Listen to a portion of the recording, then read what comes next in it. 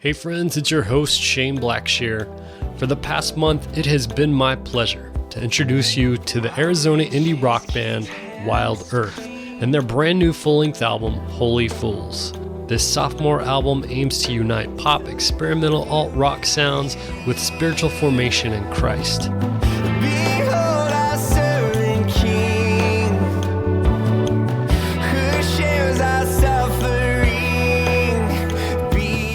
Listen to the wild, vulnerable, and contemplative journey of Holy Fools right now online on your favorite digital streaming like iTunes, Apple Music, Spotify, or visit wildearthmusic.com.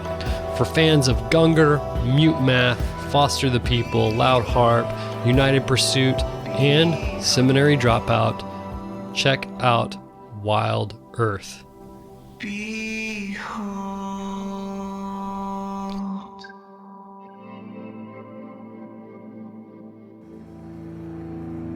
You're listening to Seminary Dropout, and I'm your host, Shane Blackshear.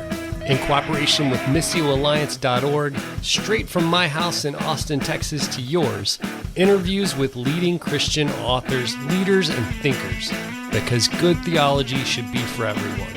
This is Seminary Dropout. Let's go!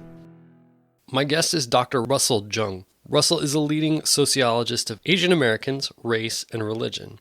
He's a professor of Asian American Studies at San Francisco State University. The author of books on race and religion, he lives in Oakland, California with his wife Joan and 3 children. They attend New Hope Covenant Church. Russell, thanks for being with me today. Thanks, Shane. So the new book is called A Home in Exile, Finding Jesus Among My Ancestors and Refugee Neighbors. I know from the book, your father worked really hard to make it into the middle class. And so it sounds like you grew up in a middle class household. And yet it seems like when you came of age, it wasn't too hard for you to not try to cling to those advantages and those creature comforts of the middle class. So what happened to me is I grew up in a Chinese-American household, and my father and my mother both grew up during the Depression, and so they both had a real high value of upward mobility and trying to escape poverty by any means, and then keeping their kids sort of, happily ensconced in the middle class. And even within our church communities, people said, well, if you do well, then it's God's blessing if you're able to get educated, go to good schools. And being Asian American, that gets reinforced all around you. But what happened to me is I went on a trip to China, and back then China was really, it hadn't gone through liberalization. And so everybody wore the same clothes, everybody lived at the same standard. And I lived pretty much in the same level as my fellow Chinese teachers. And there I just found that I didn't really need all the stuff that we had in America, that the depth of relationships, the lifestyle of just being made me content enough. And so I have a really good example of that type of contentment, if you want to hear it. Yeah, absolutely. Well, so I'm living in China, and this, again, is before they went to a market economy. And so back then, there were no mirrors around. There wasn't any advertising. And so I would wake up, and I would just run my fingers through my hair and go to class, and I had no idea how I looked. But when I looked at my students, they all looked pretty bad themselves. That they all had chronic bouts of bedhead, and they were all dressed the same. And so they were ugly, I was ugly, but we were all sort of content because we all looked similarly ugly. And so I was sort of happy, not caring about how I looked, until I went to Hong Kong for a little vacation. And in Hong Kong, it's sort of like the capital of capitalism, and there's ads everywhere, and there's, billboards and mirrors where you look at yourself and you compare yourself to all the advertisements around you. And in Hong Kong, all the models sort of looked like me because they were all Asian, whereas in the U.S., models back then tended to be white, so I didn't really think of myself in comparison to the models. But in Hong Kong, everybody looked like me, including the models, but the models looked way better than I did. And that just created this great sense of dissatisfaction for me where I realized, gee, I got to get a haircut. I got to do something with my teeth. And so just living in those two environments, one right after the other, where I come out of a sort of contented, who cares how you look environment to a media saturated, you need to buy, you need to consume in order to satisfy your desires, really showed me, wow, our desires and our wants, our contentment and our expectations are really shaped by our media and our environment. And I realized I don't want to live so saturated, so influenced by the world. And I just tried to live as simply as possible after that. So after you come back from the U.S., you wind up, it sounds like through a contact at your church, moving to a neighborhood in Oakland called Murder Dubs, where you've been for over 20 years now. How did you first land there? Well, I was a grad student at Berkeley at the time, getting my PhD in sociology. And so for one class on participant observation, I wanted to study how Christian faith-based organizations may differ from other nonprofits. And so I visited a place called Harbor House in East Oakland. It was a neighborhood center that had youth programming, ESL for refugees, food pantries, those kinds of things. And I found that the youth were a lot more interesting than the Christian staffers because the youth were all very multiracial, but they were sort of dominated by Asian gangs who adopted urban underclass ways. And so I began to work with them a lot more closely. And so I spent 3 months in Oakland moving into the Murder Dubs just to follow the gang kids and to study them. And what happened over those 3 months, I moved into an apartment that was made up mostly of Cambodian refugees and undocumented Latinos. In those 3 months at this place called Oak Park Apartments, I think I found, that treasure in the field that you're willing to sell everything for, or that pearl of great price.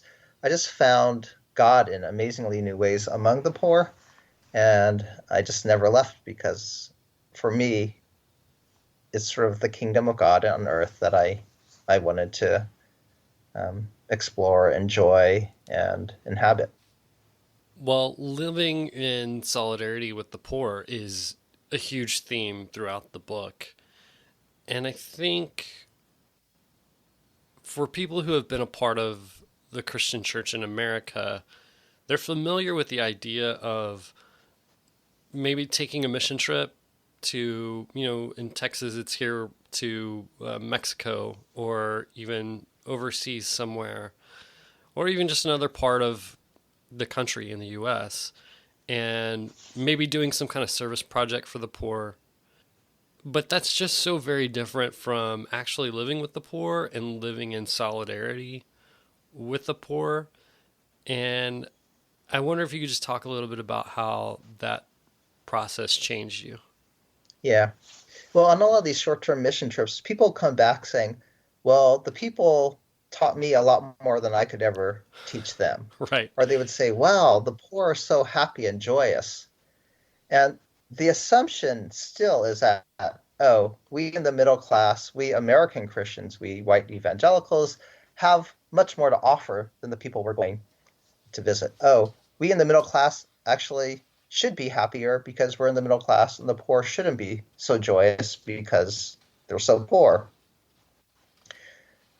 But for me, I think the truth is that Jesus said, blessed are the poor, for a really good reason, for multiple reasons. And for me, as a middle-class person, finding solidarity with the poor helps me to understand why the poor are blessed, how much they know God in different ways, how much they're connected to Jesus in a very lived experience, how much they really do have to teach the American church about full discipleship. So, for example, in our church, we have someone who was a lifer in prison but got out just recently, and so we had dinner with him, and he was just sharing how much, just a totally different perspective of following Jesus, of what freedom means, of what the world has to offer in comparison to what Jesus has to offer. And so living among homeless people, living among refugees, living among lifers, for me, gives me a taste of, again, the kingdom of heaven that I don't think I would get in the middle class. And there are so many stories of how my neighbors who are poor, my refugees who have been exiled, have shared with me what we Christians should be doing in terms of relating to each other, relating to our environment, relating to God.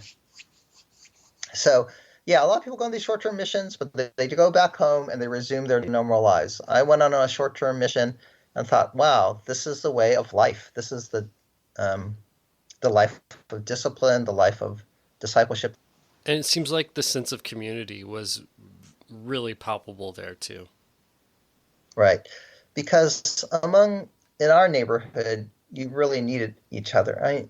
It's really interesting.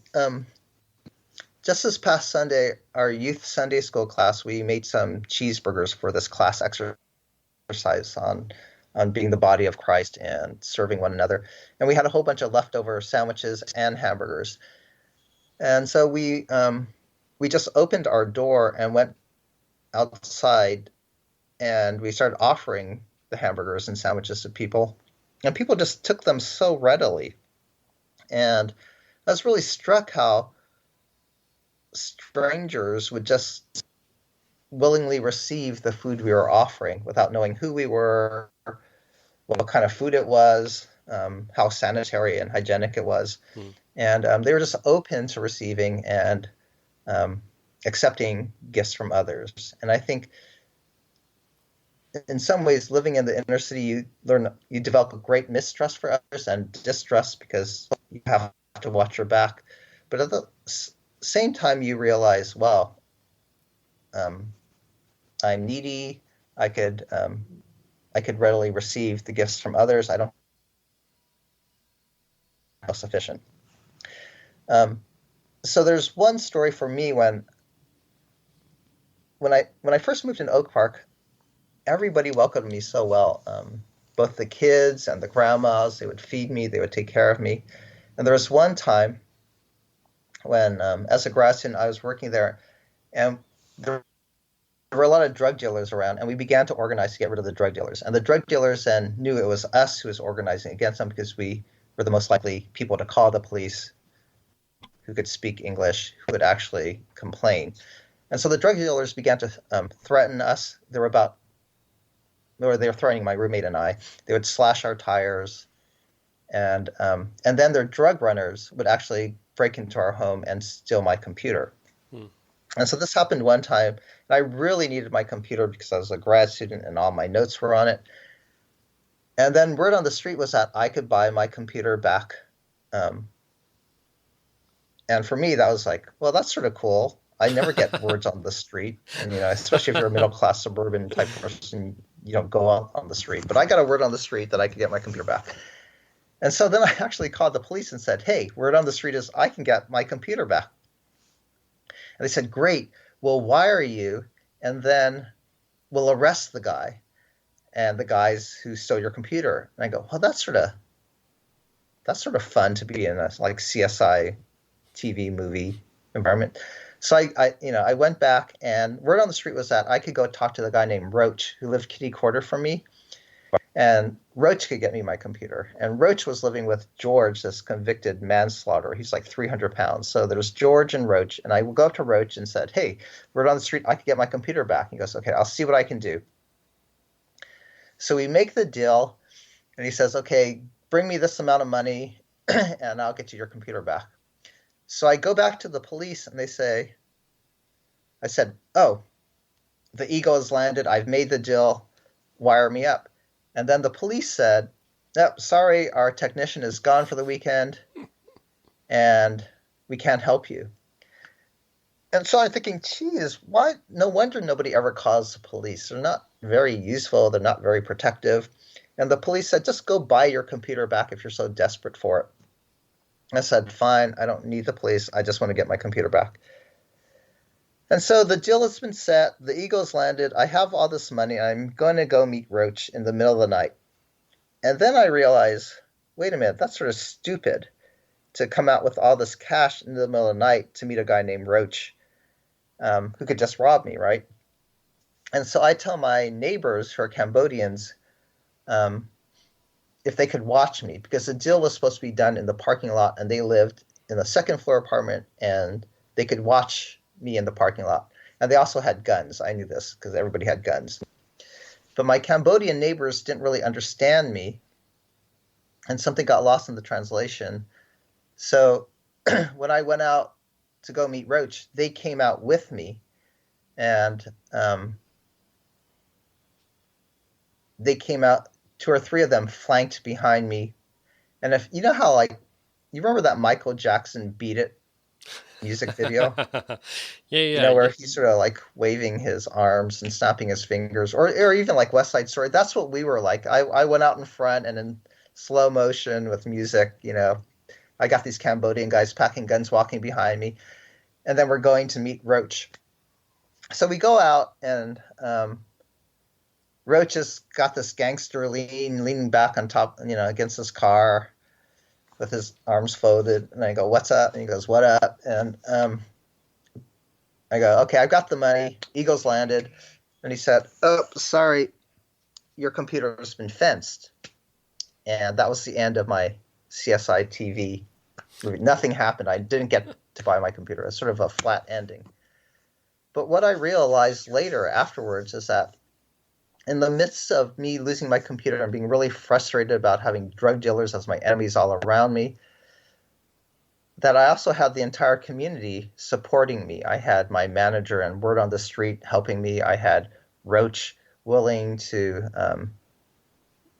buy back my computer for me. I had Kosal and my Cambodian neighbors walking out with me, having my back with guns. And another time, my car got broken into, and I was cleaning up all the glass, and Kosal, my Cambodian neighbor, came out to help me. This was around midnight.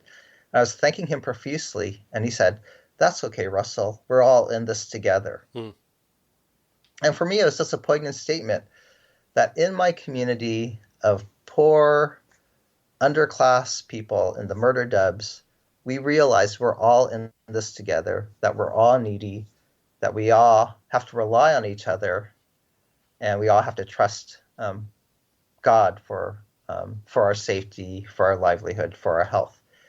And that kind of solidarity of the poor, that kind of having people watch my back, giving me words on the street, are like a Holy Spirit word of knowledge, that you're cared for, you're embraced, you're loved. And so that's, for me, just one example of the solidarity that I've received that I feel like is very much like how the Christian community ought to be.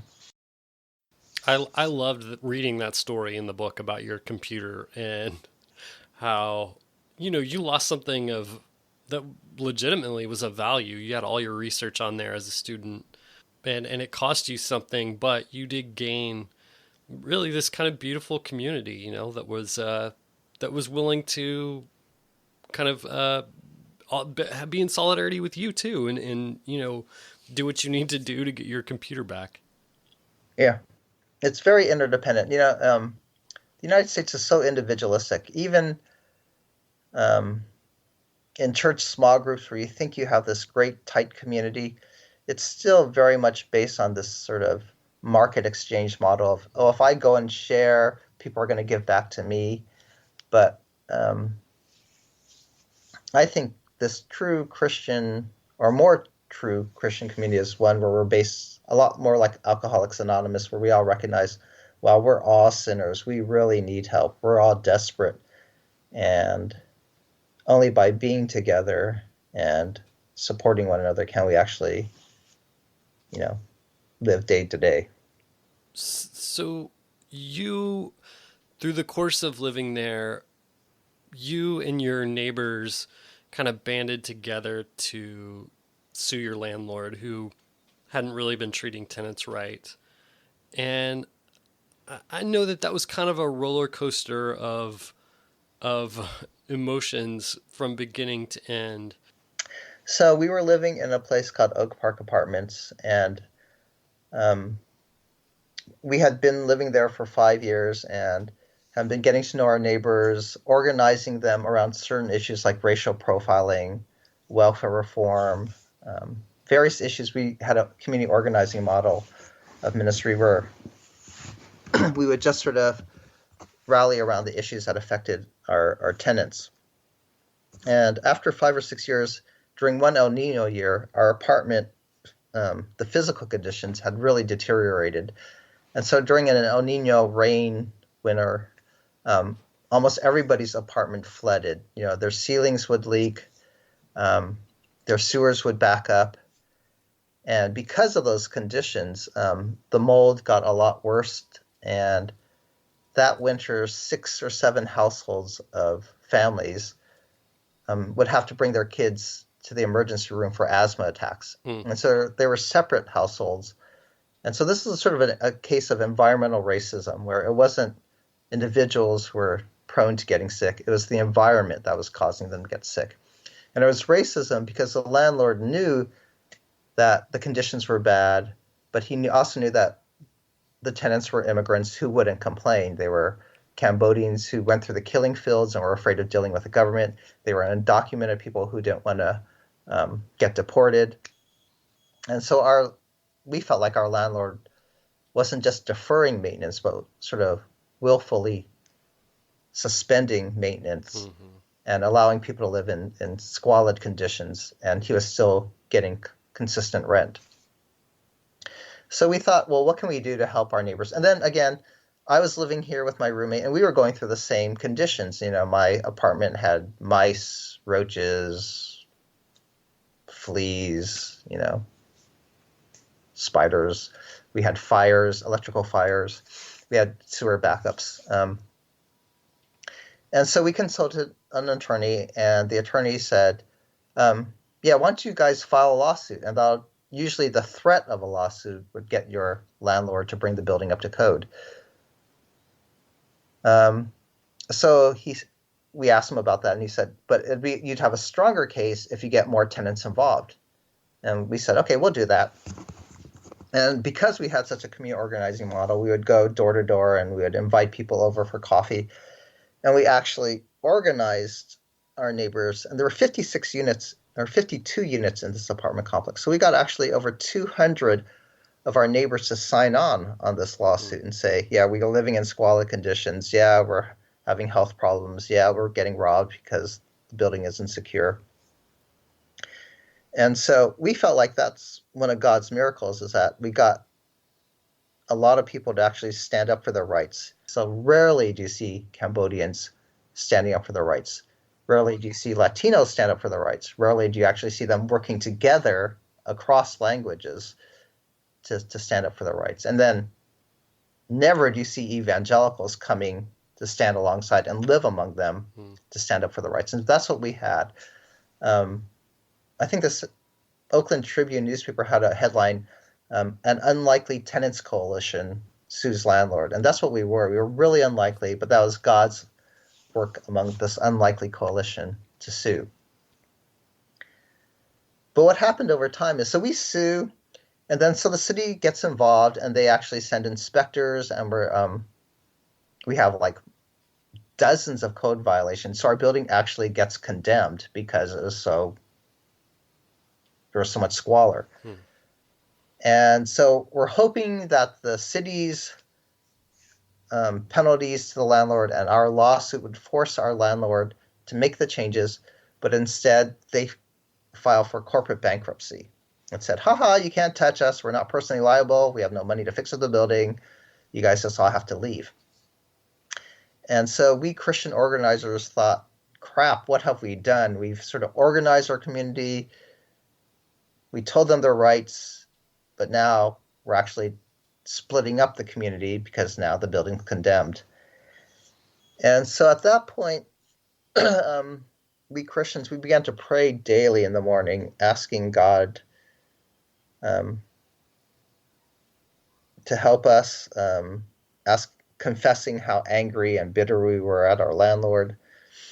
And now this is like 2 years in, we're living in a condemned building, and then finally God breaks through. We were desperate. We were looking around for places to move, but then God breaks through during bankruptcy court. And the city had an attorney named Johnny Angel, who actually helped organize both the city and the landlords and the bank. And together we went to bankruptcy court and said, we're going to work together to take away the property from our landlord. And so really rarely, again, this is another unlikely coalition, rarely do creditors fight or work together to get the money owed to them. Usually they fight for their piece of the pie. Sure. But we got these creditors to work together in a legal battle against our landlord. And at that point, our landlord agreed, and we win this big settlement. We win $1 million in damages. But more importantly, we force our landlord to sell the building to a nonprofit. And then the city gave us funding. And so what used to be one-bedroom apartments that were roach-infested, leaking roofs, mold-filled, asthma-inducing, slums, all became 3 to 4 bedrooms, up to date with solar panels, ambient heating, very clean. And so we won this great housing victory, a great community organizing victory. And we would go around saying, look at God's given us justice, and we were really happy. And so that's our Oak Park story of us coming together and God intervening, both to organize us and to give us a victory for better health. So that's great. And I used to go around, sharing this story, how good God is, how we could transform our communities. How all these Christian organizations said, God sent us Christians to go and, totally transform our neighborhoods. But what happened years later was sort of the unintended consequences and this ironic twist that even though we won better housing and bigger housing, we lost our sense of community. Because what happened is now that people had bigger houses like the American dream, the families began to retreat, and kids wouldn't play with each other as much because they would have their own bedrooms where they could study or play video games. Parents wouldn't go out to interact because they had their own apartments where they could cook and watch TV. So what had been this vibrant sort of ethnic village became this sort of dead suburban complex. And it's really bittersweet for me as one of the organizers, because I got kicked out because I didn't make the housing income requirements.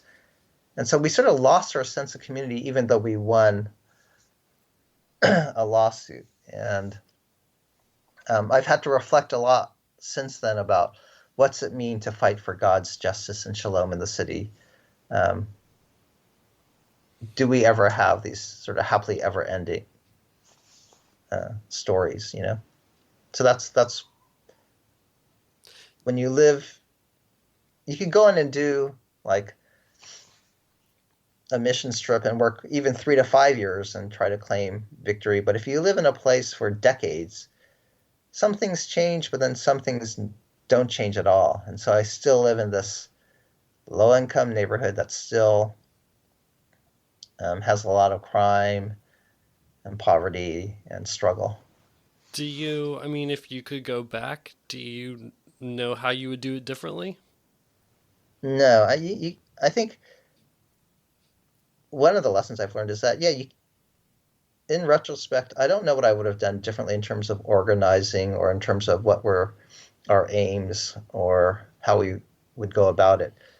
I think it's sort of like life. We just have to take steps of faith, one step at a time, and you really can't see what the future is going to foretell. So that's why a lot of times in the Bible, God's always asking people to go.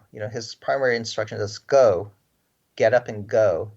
And you don't know what's going to happen. You don't know if you're going to eventually arrive at your destination. Moses didn't. All those people in Hebrews 11, a lot of them didn't meet their ultimate destination. And so I think that's the story of Christian pilgrimage, that we're supposed to go, we're supposed to lead lives of faith, but we're not necessarily promised happily ever ending stories that a lot of politicians or other Christian leaders would have you believe. Through your experiences there in that community, you really came to embrace your ethnic heritage, which, and I'll apologize in advance, is the people group called Hakka? Yeah, Hakka. Can you tell us a little bit of the history about that people group, and then why that that became meaningful to you to embrace that heritage? Yeah. So, um, so I'm living among these refugees, and it wasn't just Cambodian. There were people from Laos and Southeast Asia, and later on, refugees from Bosnia moved into our neighborhood. And so I'm reflecting a lot on refugee resettlement and how to work best with refugees. And then, in the United States, I'm a sort of, well, person, I'm a sort of narcissistic, and I always wanted to be special in some way. I always wanted to stand out. And I think if you ever watch any Disney movie, it's the same theme where you have this sort of misfit individual like Moana or Mulan or Elsa in Frozen, these misfit characters who need to find themselves because they don't really fit in their community. And that's how I felt. And so I one way that a lot of people find specialness in the United States now, especially with this discourse of multiculturalism, is to take pride in their ethnicity. And so I thought, okay, well, being Chinese American, that's pretty common. But being Chinese-Hakka is sort of different and unique and cool. So I thought, well, I'll explore my Chinese-Hakka identity so that I could be a little bit special, like someone in a Disney movie, like a Hakka prince I might be. So I researched what it meant to be Hakka. My father always told me, oh, don't forget, you're Hakka. Hakka are like pirates and nomads and lovers. And so they're supposed to be this sort of swashbuckling kind of Pirates of the Caribbean of China. And so I go back and I research the Hakka because I want to be special. I want to be like a Disney animated feature. I want to be a Pirates of the Caribbean ride. But then when I find out about the Hakka, they were just they were like the losers of China. The Hakka literally means guest people. They don't have a name of their own. They have the name of what other people call them. And because the Hakka had no land, they were called the guest people. And the Hakka were just considered to be the underclass poor of China who didn't have their own land. And so they were nomads and had to keep on moving throughout China because nobody really wanted them.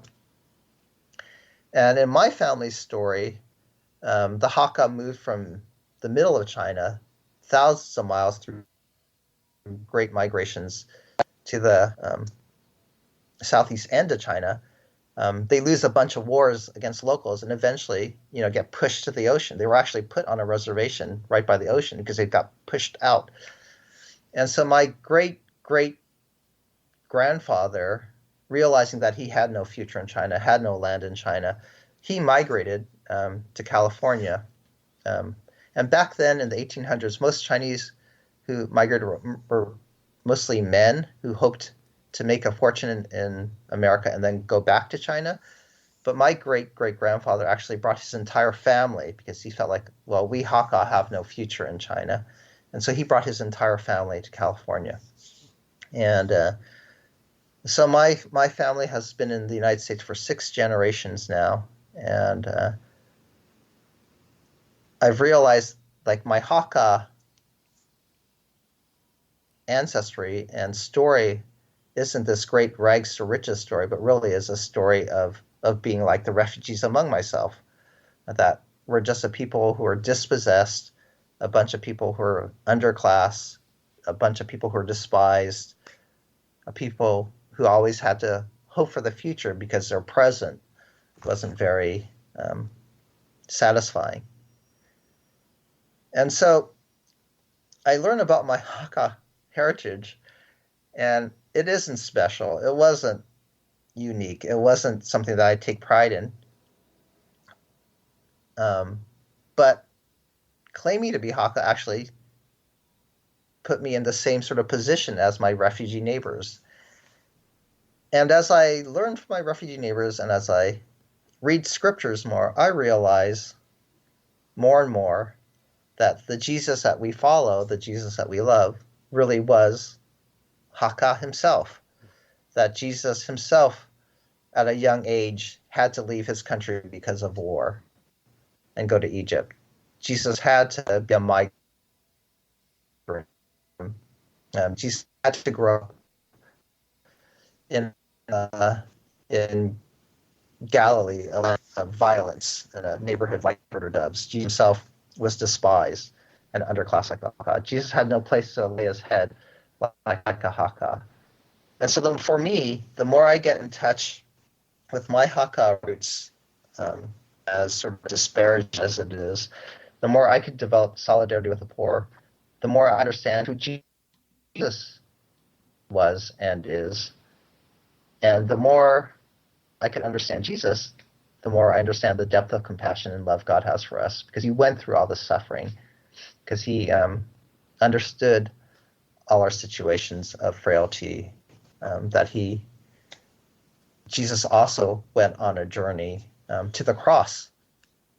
And so solidarity with the poor, reclaiming my Hakka heritage, just connects me with Jesus in ways that's, I think, is really different from white evangelical ways or American Christianity, but actually puts me in touch with Jesus and deepens my faith, I think, that I think I'd like to share with the broader church. Well, I'm glad you said that. What do you think that the Asian Americans have to teach the American church? Yeah, I'm a little bit frustrated and always been frustrated and felt marginalized by the broader white American church. I grew up very fundamentalist, and so just supposed to take the Bible literally.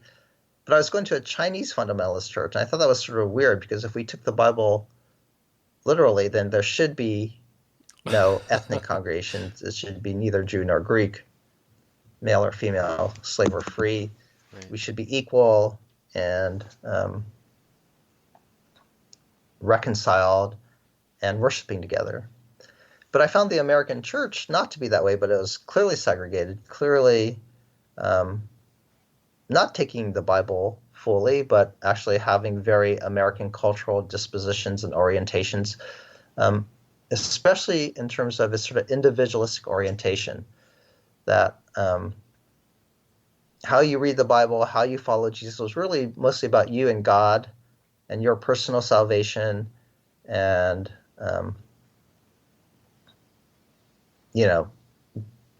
there's a purpose-driven life for you, and you just got to find out how you're special, and God has a particular vocation for you. And so a lot of American Christianity is very oriented towards the individual. And that's true. I believe God cares about the individual, but that American individualism pervades Christianity and actually heightens one's individualism. And for me, like I said, I'm pretty narcissistic. It actually heightens my own sort of self-obsession, self-focus.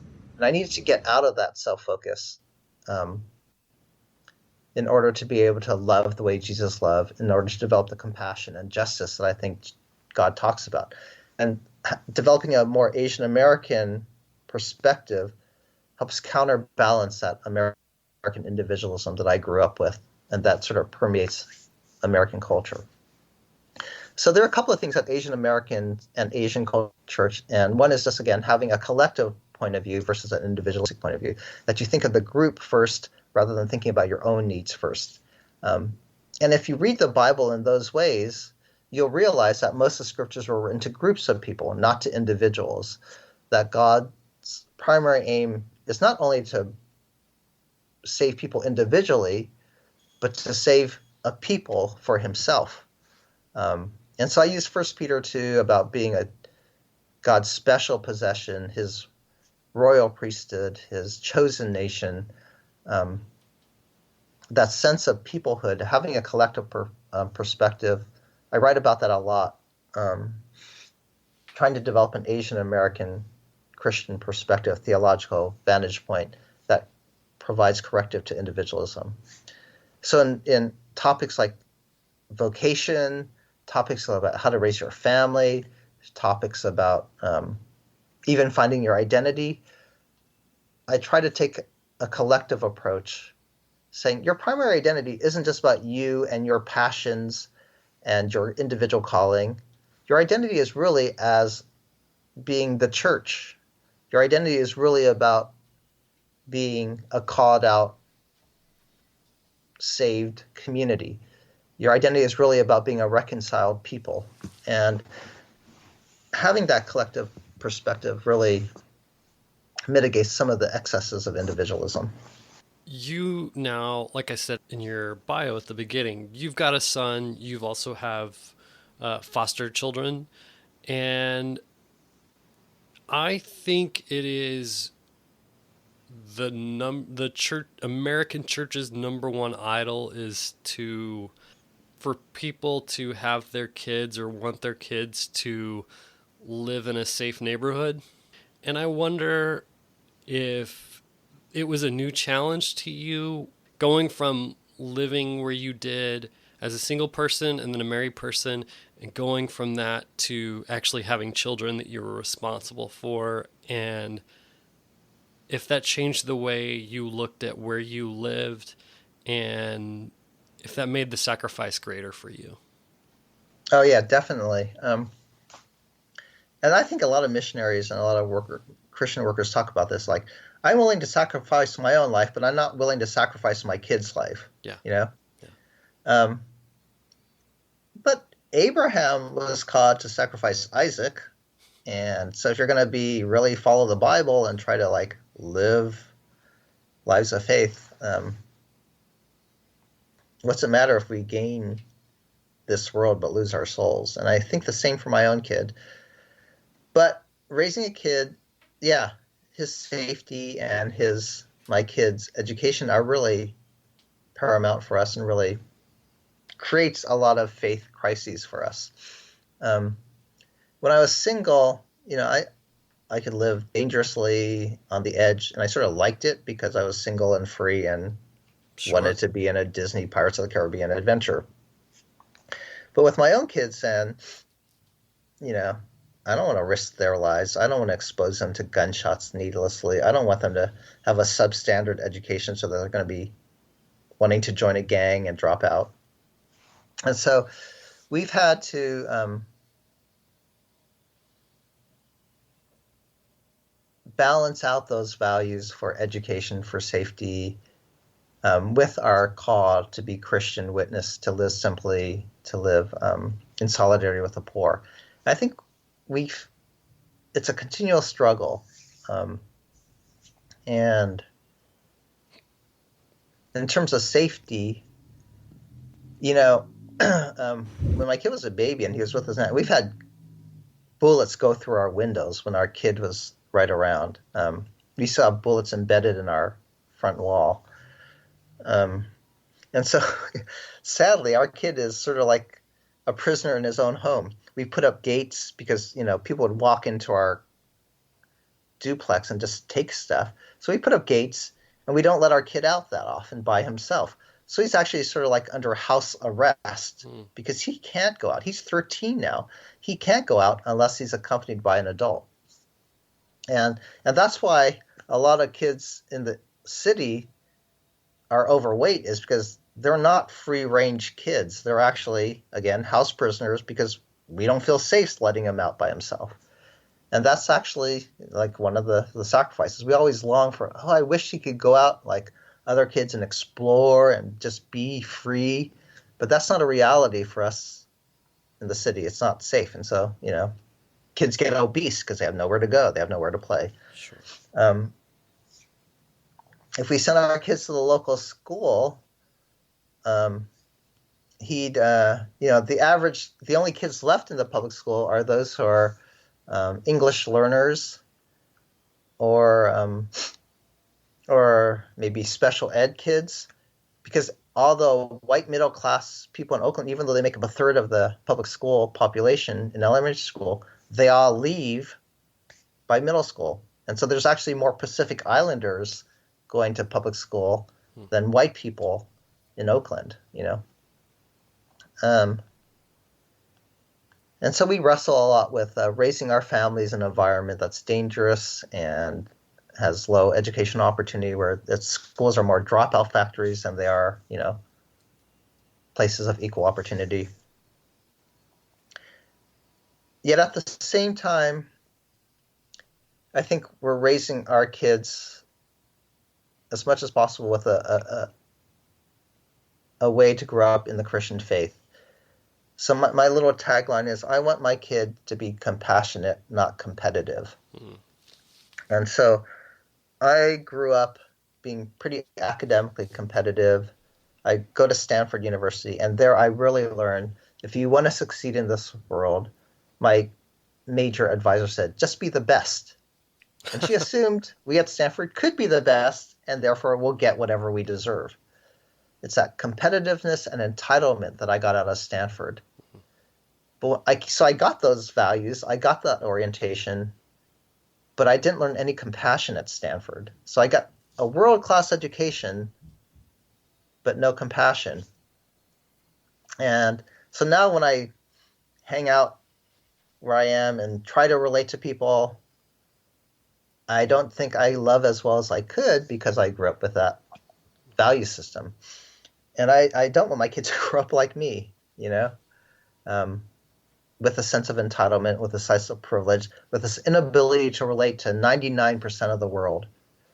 And so raising my kids now in Oakland, hopefully they are getting a greater sense of compassion. So my kid grows up, we hang out among homeless encampments. We have refugee families all over. We have daughters who are refugees. We foster other kids who were trafficked.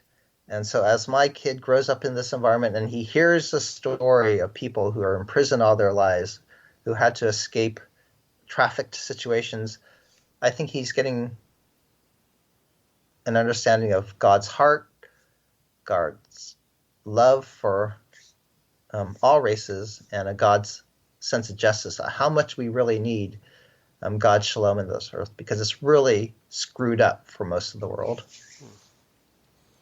I mean, I think it comes down to what we want most for our kids. If we want them to be wealthy, then, being at the best school is going to be really important. But if we want them to love the Lord and to be in solidarity with the poor, then maybe these other things are more important. Yeah, exactly. So, just take the Beatitudes. Do we raise our kids to put them in the best position to live out the Beatitudes? If Jesus said, blessed are the poor, are you going to live among the poor? Are you going to raise your kids with the poor? Are you going to try to distance yourself from the poor? Blessed are those who hunger and thirst after righteousness. Will your kid really hunger and thirst after righteousness, which isn't being right before God? It means really right relationships with everybody. But if you're living in a sort of gated suburban community, does he have really right relationships with the rest of the world? And so, yeah, if you're really Bible believing, if you're really wanting to follow Jesus and you really want to teach the values of Jesus, to me as a parent, you want to put your kid in the best position to develop those values, to understand them, and have opportunities to live them out, not just for a 1-week short-term mission trip, but to make it your lifestyle, to make it your character, to make it your being, to know Jesus of the Beatitudes, know Jesus who went to the cross. Well, Russell, the book is wonderful, and there's so many stories in it, and it's also really funny. Disney movies played a more prominent role in it than I expected. Yeah. But it's so wonderful and something we need so badly. So thank you, and thanks for being on the show. Yeah, thanks, Shane. Thanks for the opportunity to share.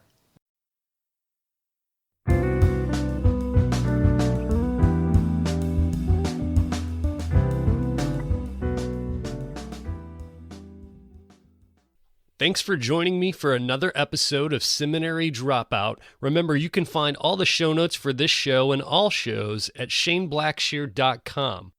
Oh, and hey, have you ever thought about starting your very own podcast? I bet you have. And I think you should do it. In fact, I've created a course just for you to teach you everything that I've learned over the last couple of years producing Seminary Dropout. So if you're interested in podcasting and want to learn how, go check out my course. You can go there by typing in podcastingforeveryone.org. And you can get a special discount by typing in the discount code Seminary Dropout, all one word. That'll give you 25% off. So go check it out. If you have any questions, let me know. Okay. Thanks to those that left ratings and reviews on iTunes this week. Remember, that keeps the show front and center. Also, remember, you can find me on Twitter at beardonabike. That's at beardonabike. Also, I'm on Facebook, facebook.com/ShaneBlackshear123. And remember that Seminary Dropout is listener supported. You can visit supportseminarydropout.com and press Become a Patron. Remember, this music you're listening to right now is by D.L. Rossi. You can find him online on iTunes and at dlrossi.com. All right, thanks again for joining me for another episode of Seminary Dropout. Stay tuned for next week's episode. Love you. Take care.